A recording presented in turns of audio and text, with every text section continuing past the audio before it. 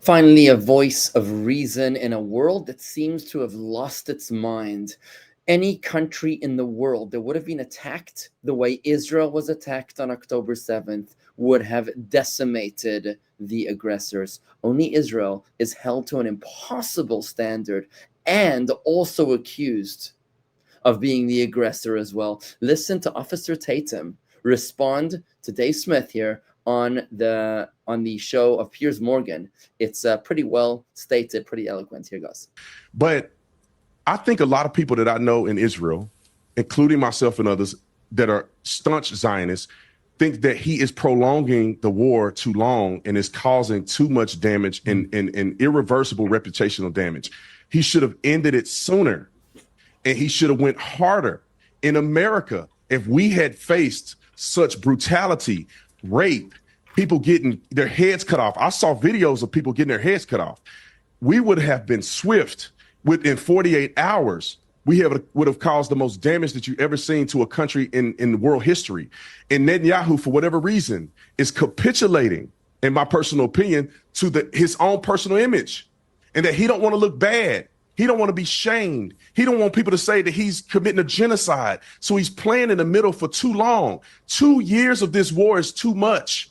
He should have eliminated Hamas immediately, and he should not worry about the naysayers. He's darned if he do, he's darned if he don't. He is not committing a genocide in Gaza. I think that's disingenuous at best, because no one committing a genocide would be giving food or aid to a people that they're trying to kill. They would not be sending leaflets and advising people of buildings that they're going to tear down. The population has grown in Gaza from 1948 all the way up until today. 500,000 they started with. They're at 2 million at this point. When did the genocide start? There is no genocide. People can argue the tactics that Netanyahu is displaying in Gaza, but you cannot be superfluous and add these arguments that seems to, in my opinion, be anti-Semitic in many ways. It's not, these people are terrorists, and not the Gazan people, the regular everyday individual, the terrorist group that came into a country and attempted to commit a genocide against Israel. They would have committed a genocide against Israel to a large proportion if it wasn't for the IDF and if it wasn't for the Iron Dome. Let's not forget they shot 4,000 missiles into Israel.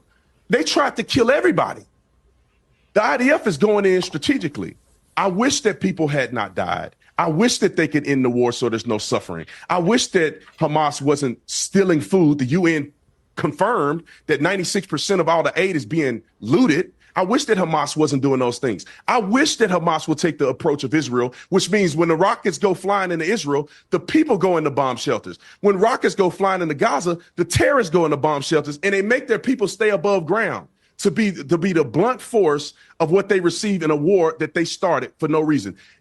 Hamas knew they could never beat the IDF in Israel. Why did they start the war?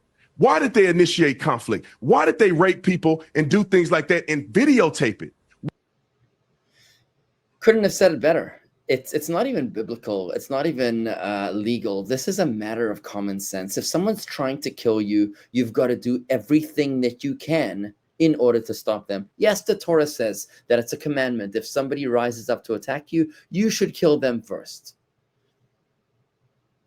But you don't even need to get spiritual. Any country in the world would react with aggression in order to defend themselves.